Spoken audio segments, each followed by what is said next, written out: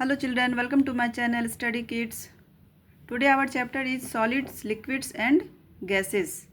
आज हम किसके बारे में पढ़ेंगे? सॉलिड, लिक्विड और गैस के बारे में. ठीक है, तो स्टार्ट करने से पहले देखिए क्या है वार्म अप में. Complete the following with the help of given picture. Right whether it is solid, liquid और गैस.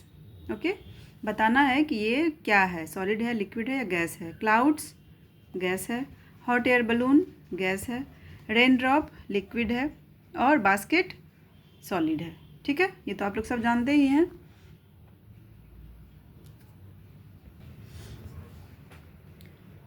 Let's begin.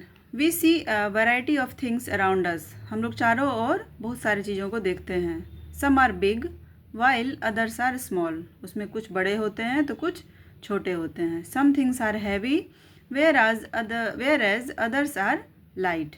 उसमें से कुछ हल्के होते हैं तो कुछ भारी होते हैं.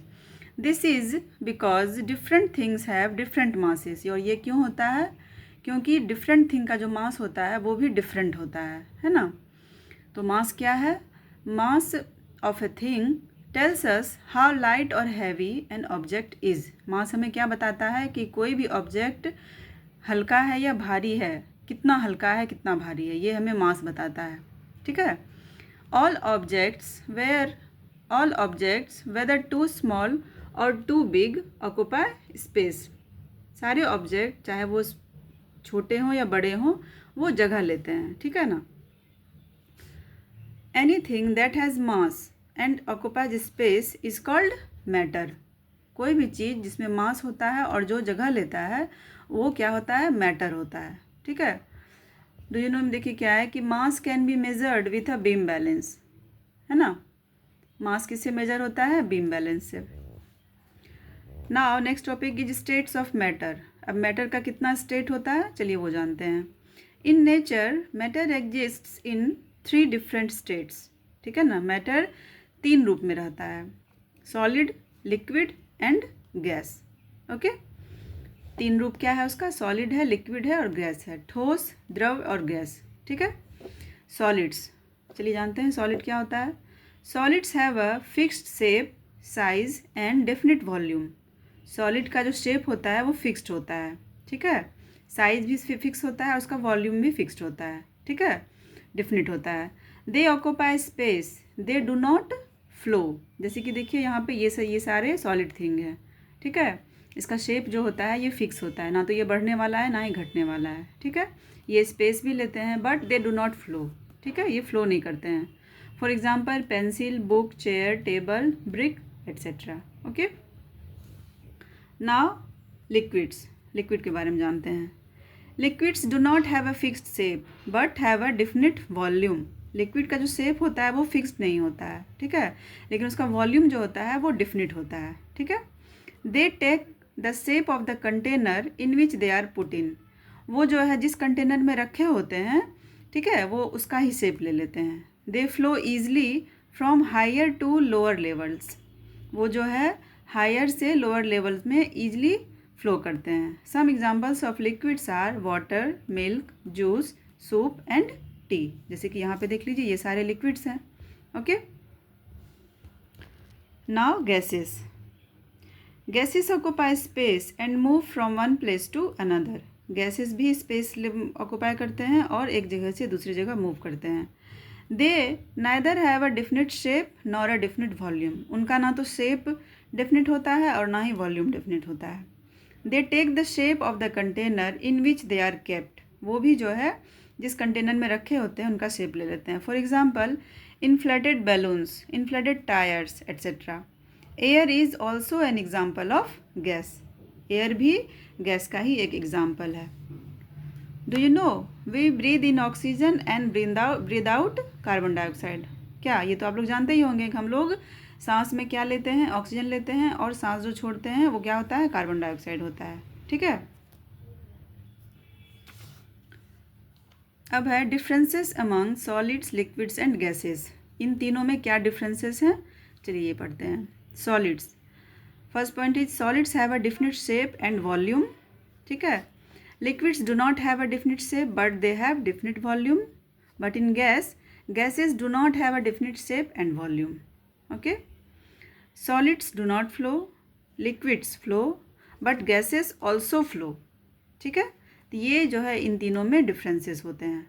ओके। अब हमारा change of state. Change of state कैसे होता है? Matter can change from one state to another. Matter जो है एक स्टेट से दूसरे स्टेट में चेंज होता है बाय हीटिंग और कूलिंग, या तो गर्म होके या ठंडा होके। For example, water exist in 3 forms in nature. ठीक है, जैसे तुम जानते हैं कि वाटर जो है 3 फॉर्म में नेचर में रहता है, सॉलिड यानी आइस, लिक्विड यानी वाटर, और गैस स्टीम या वेपर, इन तीनों रूप में। ठीक है, तो ice means solid changes into water या लिक्विड ऑन हीटिंग। आइस जो है वाटर में कब चेंज होता है लिक्विड में? जब वो गर्म होता है। ठीक है, this process is called melting. इसी प्रोसेस को क्या कहते हैं? मेल्टिंग कहते हैं। On further heating water changes into steam, gas. और जब वाटर गर्म होता है तो वो किस में चेंज होता है? स्टीम में यानी गैस में। ठीक है, this process is called evaporation. ठीक है, ये प्रोसेस क्या कहलाता है? इवेपोरेशन कहलाता है। ये होता है चेंज ऑफ स्टेट। ओके, ये देखिए सॉलिड था, जब ये मेल्ट हुआ ऑन हीटिंग तो ये लिक्विड बन गया। ठीक, फिर ये ऑन हीटिंग जब ये इवेपोरेट हुआ तो ये क्या बन गया? गैस बन गया। फिर यही जब ऑन कूलिंग यानी कंडेंसेशन हुआ तो फिर ये लिक्विड बना, और फिर जब ऑन कूलिंग ये फ्रीजिंग पे हुआ तो ये क्या बन गया? फिर सॉलिड बन गया। ठीक है, ऑन कूलिंग स्टीम और water vapour changes into water.